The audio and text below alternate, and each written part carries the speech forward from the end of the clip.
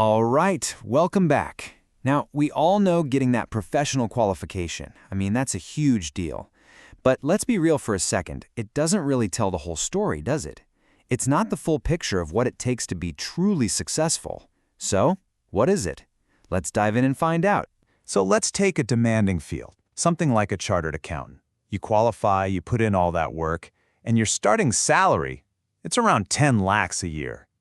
And look, that's a great start. It's a really solid reward for all those years of grinding. But what if I told you that some other professionals with the very same qualification, the same piece of paper, are starting their careers with a salary like this? Yeah, 5 times higher. We're talking right out of the gate, boom. So here's the big question, right? This is the whole point. If it's not the technical know-how, if it's not the certificate itself, then what on earth separates these two outcomes? What is creating this massive gap between just having a good career and having an absolutely exceptional one? Okay, so let's put a name to this giant divide. We call it the qualification versus success gap.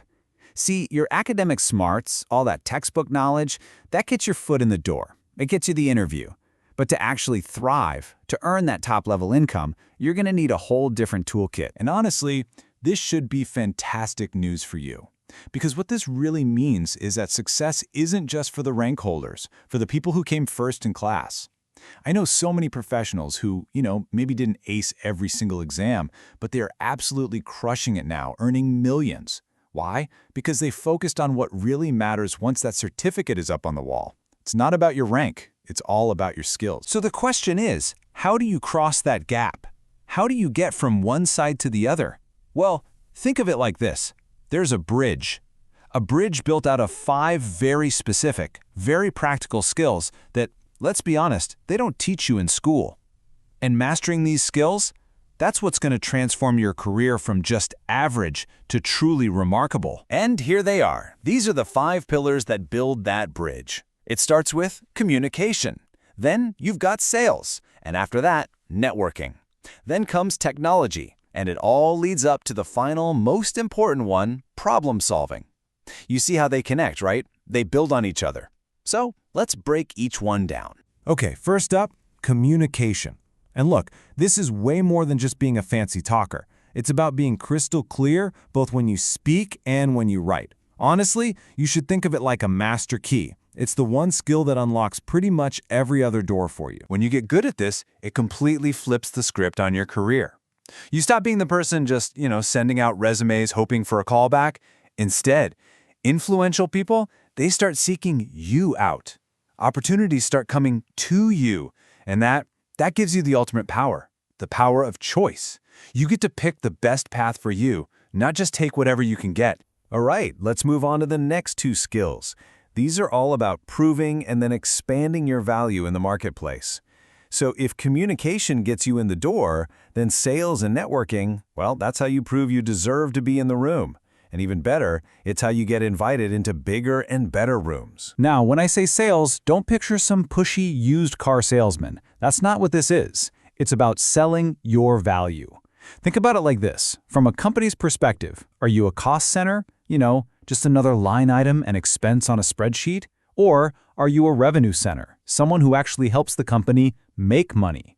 I promise you companies will always pay top dollar for people who generate revenue. And that flows perfectly into networking.